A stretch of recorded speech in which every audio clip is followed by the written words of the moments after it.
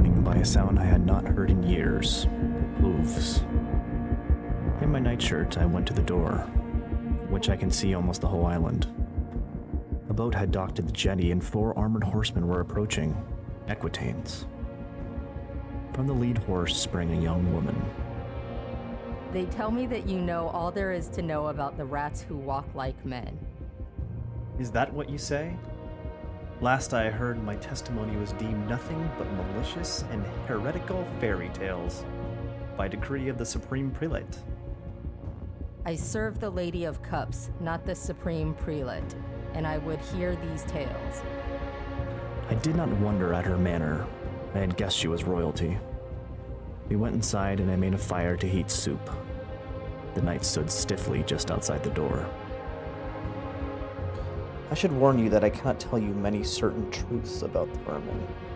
We still know so little, but there is one fact of which I am sure. They have built a second Avarice. The eyes of the princess gleamed from behind the steam rising from her bowl of broth. I continued. I know the notion is hard to credit, but if you wish to understand the vermin, you must return to the beginning. You must put yourself in the mind of a species that emerged fresh and terrified into the world like a newborn babe. Its only parent, the city where it spawned, was devoured in its eerily madness. Those first vermin, multiplying so rapidly, were left utterly alone, without direction or instruction, abandoned in the wilderness like the foundling twins of Avarice itself. Only one certain belief saved them from ruin in those first days: that they had been called forth by destiny. Their creation they saw as a divine signal of their calling. They were the true heirs of civilization. From the very beginning, the vermin became obsessed with the empire they had inherited, hunting for the records and history of its people.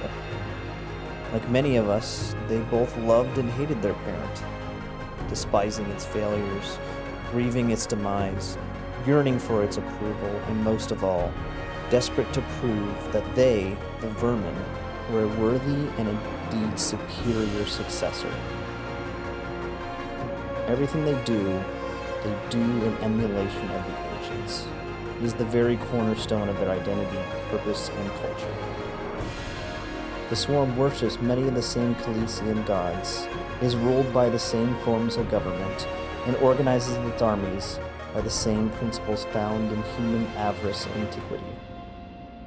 Its legions march under the same eagles, and we even see the same military strategies on the field.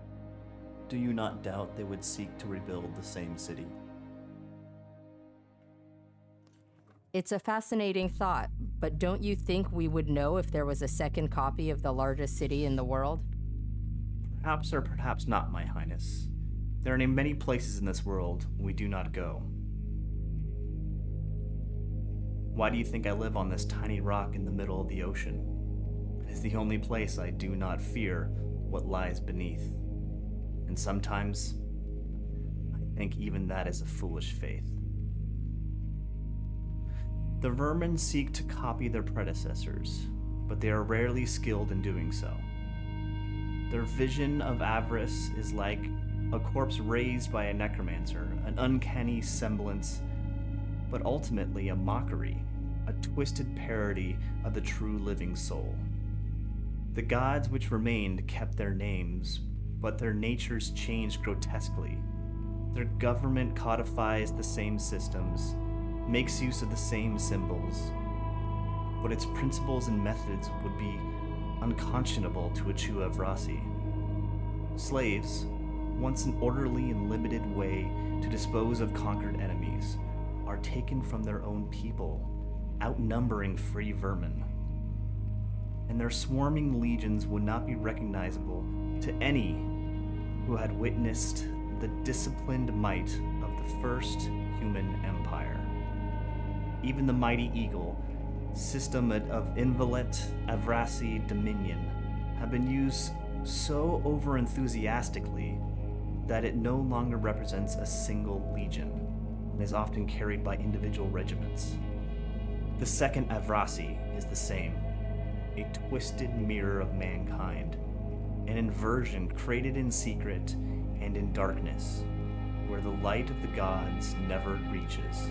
It lurks and festers there, even dreaming of reclaiming its place in the sun. But I think it was directly beneath the human city itself, though I was in the dark so long, I cannot be sure. You mean to tell me you have seen this place with your own eyes?